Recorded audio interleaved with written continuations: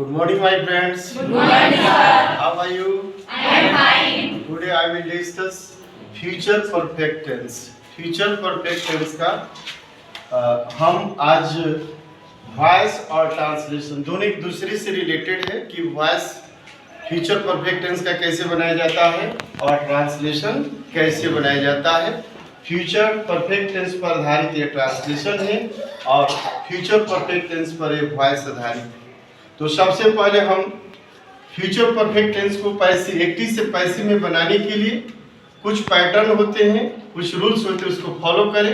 सबसे पहले हमने एक उदाहरण दिया है कि I shall have written an application. हम ग्रामर के दृष्टिकोण से अर्थात पार्ट्स ऑफ स्पीच के दृष्टिकोण से पहले क्लासिफिकेशन करेंगे कि इस सेंटेंस में सब्जेक्ट कौन है, ऑब्जेक्ट कौन है, वर्ब कौन है और ये भी कौन है। यहाँ जो शैल हैव या विल हैव देते हैं, शैल विल, यह ग्रामर के दृष्टिकोण से मॉडल ऑक्सिलरी वर्ब कहा जाता है। क्या कहा जाता है? Model auxiliary verb. तो यहाँ शैल और विल का प्रयोग में भी हम कल के क्लास में नेक्स्ट क्लास में चर्चा कर चुके हैं। आई और वी के साथ शैल का प्रयोग करें और बाकी आई और वी को छोड़कर बाकी सब के साथ विल का प्रयोग करें। तो इस स्ट्रक्चर के सेंटेंस के माध्यम से हम डिस्कस करेंगे कि I shall have written an application. यह एक्टिव वॉइस का सेंटेंस दिखता है। यह एक्टिव वॉइस है। कौन सा वॉइस है? Active voice. एक्टिव वॉइस में सेंटेंस है और एक्टिव वॉइस में सेंटेंस में हम देखते हैं कि यह सब्जेक्ट है, यह ऑब्जेक्ट है, यह ऑक्सिलरी वर्ब है और यह वर्ब है। और one thing is very important, please keep your mind and you find future perfect tense में verb जो होता है MV3 फॉर्म में होता है। MV3 फॉर्म में होता है अर्थात पार्ट पार्टिसिपल फॉर्म में होता है।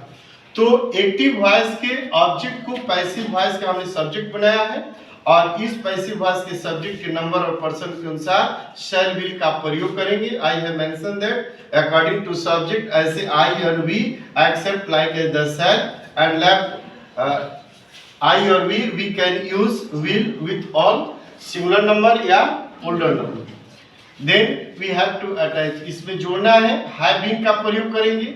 ऑलरेडी पार्ट पार्टिसिपल फॉर्म में रहेगा, थर्ड फॉर्म यूज करेंगे और क्रिया के जस्ट बाद बाई शब्द का प्रयोग करेंगे और एक्टिव वॉइस के सब्जेक्ट है, इसको पैसिव वॉइस का ऑब्जेक्ट के फॉर्म में हम लिखते हैं। यहाँ उदाहरण के रूप में हमने दिया है कि I shall have made T. यह ऑब्जेक्ट फॉर्म में है, टी को यहाँ लाए हैं, टी के अनुसार विल का प्रयोग करेंगे। टी विल हैव बीन और मेड और इसके बाद प्रीपोजिशन बाई शब्द का प्रयोग करेंगे और आई पैसिव में चेंज करते हैं तो मी होता है। अर्थात I shall have made tea का passive voice tea will have been made by me. इसी प्रकार से you will have spoken Hindi, Hindi object है, Hindi will have been spoken by you.